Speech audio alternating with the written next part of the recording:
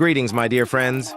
If today's joke gave you a chuckle, don't forget to subscribe. It's free, and it'll make us even closer as friends. Woe friends lived in a communist country.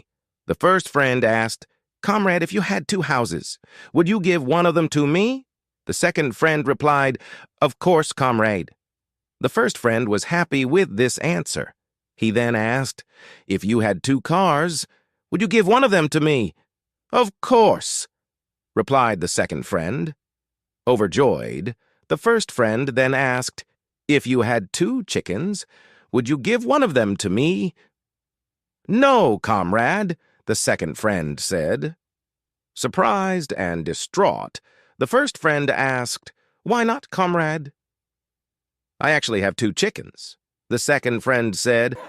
A blind pilot walks into a plane, waving his walking stick. The passengers all look at each other in disbelief.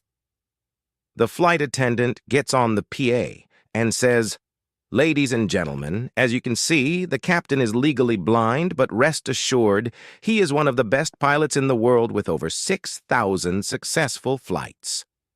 Next, the co-pilot makes his way to the plane, and he is also blind and uses his walking stick to make it to the cabin. The flight attendant gets on the PA and says, "Ladies and gentlemen, as you can see, the co-pilot is also blind, but rest assured, he is the second best pilot in the world with over 5,000 successful flights."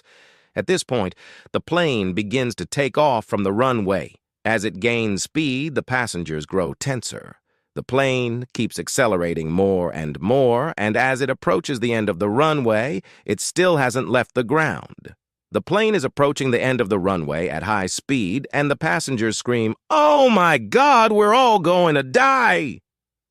Suddenly, the plane takes off and begins its ascent. The pilot turns to the co-pilot and says, "The day they stop screaming, we're screwed."